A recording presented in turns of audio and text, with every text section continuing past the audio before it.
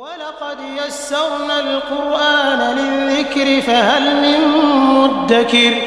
الحمد للہ وحدہ والصلاۃ والسلام علی من لا نبی بعدہ۔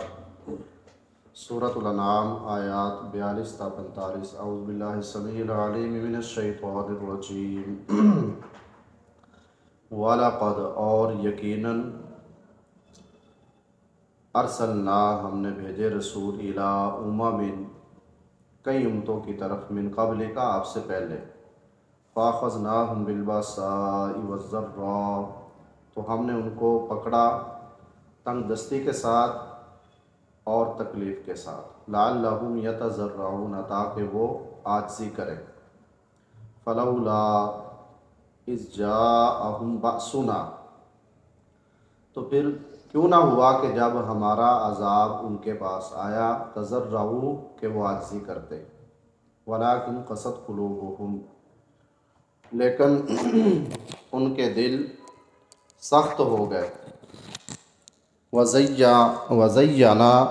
اور مزین کر دیا لہم ان کے لیے الشیطان شیطان نے ما کانوا یعملون جو وہ کیا کرتے تھے،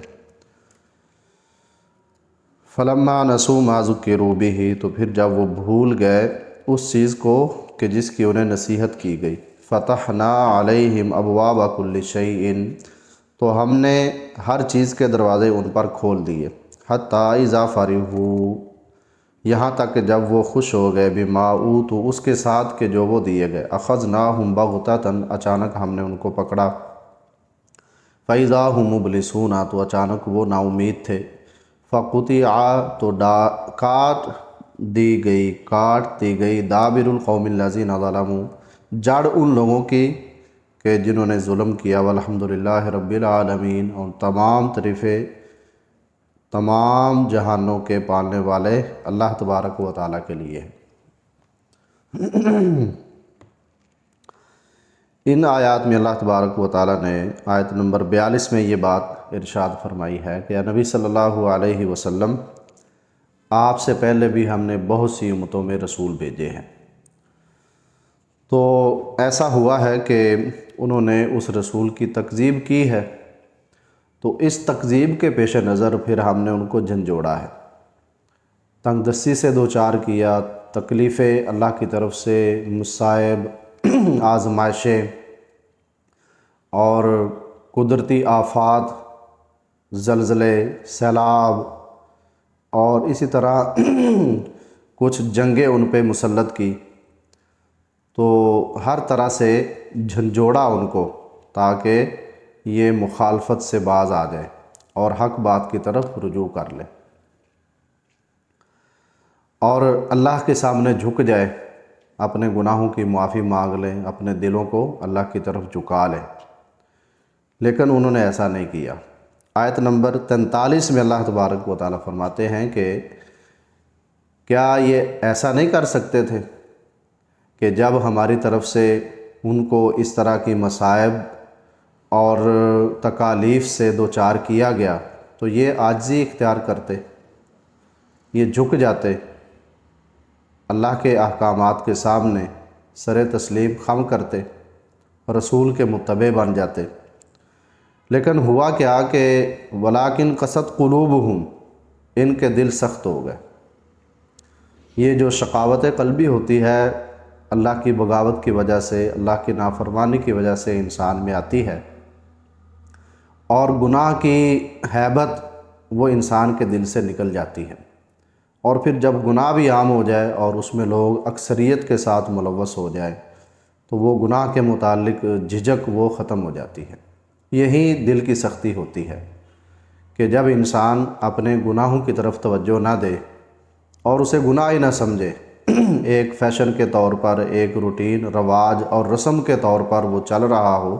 اور اس کے مطابق اس کو اختیار کر لیا جائے، اس میں یہ نہ سمجھا جائے کہ اس میں اللہ کی نافرمانی ہو رہی ہے، اللہ کے رسول صلی اللہ علیہ وسلم کی نافرمانی ہو رہی، بس یہ تو رسم و رواج ہے بھی، یہ تو آج کل کا فیشن ہے۔ تو اصل میں یہی سمجھنا چاہیے تھا کہ یہ فیشن کے نام پر اللہ کی نافرمانی کروائی جا رہی ہے، اس سے باز آ جائے، رسم و رواج کے نام پر اللہ اور اس کے رسول کی نافرمانی کروائی جا رہی ہے، اس سے باز آیا جائے، اس کو سمجھا جائے اور اللہ سے معافی مانگی جائے، لیکن انہوں نے یہ کام نہیں کیا، اس وجہ سے ان کے دل سخت ہو گئے۔ وَزَيَّنَ لَهُمُ الشَّيْطَانُ مَا كَانُوا يَعْمَلُونَ، اور پھر اپنے عمل کے لیے انہوں نے کچھ بہانے، کچھ تعویلیں از خود گھڑ لیے کہ یہ جو ہم کر رہے ہیں یہ اچھا کر رہے ہیں۔ آج کل کے دور کے مطابق ایسے ہی معاشرہ چلتا ہے، آج کل کے دور کے مطابق کاروبار ایسے ہی چلتے ہیں، تو اس میں سراسر کوئی شریعت کی مخالفت ہو رہی ہو اس کی طرف کوئی توجہ نہیں ہے، بس آج کا دور یہ تقاضا اس طرح کر رہا۔ تو خواہ مخواہ اپنے آپ کو اس طرح کی باتوں میں لا کر اپنے آپ کو پھر وہ تسلی بھی دے لیتے ہیں اور اپنے آپ کو مطمئن بھی کر لیتے ہیں کہ ہم بالکل ٹھیک کر رہے ہیں۔ تو یہ ہے شیطان کا ان کے لیے ان کاموں کو مزین کرنا، خوبصورت بنا دینا، مطمئن کر دینا۔ اللہ کے شریعت کی نافرمانی واضح طور پر ہو رہی ہوتی ہے، اللہ اور اس کے رسول کی واضح طور پر نافرمانی ہو رہی ہوتی ہے، اور یہ دل میں بات آتی بھی ہے، لیکن اس طرف وہ نہیں آنے دیتا، شیطان مطمئن کر دیتا ہے۔ تو اصل مقصد یہی ہوتا ہے کہ جب اللہ تبارک و تعالیٰ کسی قوم کو تنبیہ کے طور پر کسی مصیبت سے دوچار کرتا ہے، یا قدرتی آفات اس پہ آتی ہیں، زلزلے ہیں، سیلاب ہیں، اور اس طرح کے واقعات، اس طرح کے مصائب سے جب انسان گزرتا ہے تو اللہ تبارک و تعالیٰ یہ چاہتا ہے کہ یہ اللہ کی طرف سے تنبیہ سمجھے اور اپنے عمل پہ غور و فکر کرے، نہ کہ یہ سمجھے کہ یہ ایک روٹین ہے جی اس کے مطابق یہ کام ہوا ہے، بلکہ جتنے بھی اس طرح کے واقعات ہوتے ہیں وہ اللہ کی طرف سے تنبیہ ہوتی ہے، تو اس میں انسان کو اللہ کی طرف ہی رجوع کرنا چاہیے، توبہ کرنی چاہیے۔ تو فرمایا کہ پھر ایسا بھی ہوا کہ اللہ تبارک و تعالیٰ نے ان کو جو نصیحت کی تھی وہ نصیحت انہوں نے بھلا دی، تو اب اللہ تبارک و تعالیٰ نے ان کی رسی بھی دراز کر دی، خوب ان کو نعمتوں سے نواز دیا، خوب دنیا دے دی، مال و دولت ہر طرح سے فراوانی ان کے لیے کر دی۔ تو جب وہ اسی مال و دولت کے ساتھ خوش ہو گئے تو اللہ تبارک و تعالیٰ فرماتے ہیں کہ ہم نے اچانک ان کو گرفت میں لے لیا۔ تو اللہ کی نافرمانی کے باوجود، دین کی مخالفت کے باوجود اگر کسی کے پاس دنیا کا مال بہت زیادہ ہے تو یہ اس کے لیے مزید آزمائش کا سبب بنے گا اور اس کی آخرت میں مشکلات پیدا کرے گا۔ یہ مطلب نہیں ہوتا کہ یہ جو کفار ہیں، اللہ کے نافرمان، رسول کے نافرمان، اسلام سے باغی، بغاوت کرنے والے، معاشرے میں بگاڑ پیدا کرنے والے، اگر ان کے پاس کوئی دنیاوی اسباب و وسائل کی بہتات ہے، کثرت سے یہ چیزیں پائی جاتی ہیں، تو اس کا مطلب یہ نہیں کہ یہ اللہ کے بڑے نزدیک اور مقرب ہے، بلکہ اللہ تبارک و تعالیٰ تو چاہتا ہے کہ ان کو اس دنیا میں ہی دے دیا جائے، جنت کی نعمتوں سے محروم کر دیا جائے، اور اخروی جو ان کی زندگی ہے وہ مشکل سے مشکل بنائی جائے۔ یہ اللہ کا ارادہ ہوتا ہے ایسے لوگوں کے ساتھ کہ جو اللہ کی طرف آنا ہی نہیں چاہتے، تو جو رجوع ہی نہیں کرتے، جو جستجو نہیں رکھتے، تو پھر ان کو اللہ تعالیٰ موقع بھی نہیں دیتا، اچانک ان پر اللہ کی طرف سے گرفت آتی ہے اور ان کو تہس نہس کر دیا جاتا ہے، جس طرح سابقہ بستیوں کے متعلق اللہ تبارک و تعالیٰ نے یہ بات کی ہے۔ تو ان کی بربادی پر اللہ تبارک و تعالیٰ نے خود ہی کہا الحمدللہ رب العالمین، تمام تعریفیں اللہ کے لیے ہیں جو تمام جہانوں کا پروردگار ہے۔ تو اس پر الحمدللہ کہنا چاہیے، کفار کی تباہی پر، کفار کی بربادی پر، چونکہ یہ اللہ کے باغی ہیں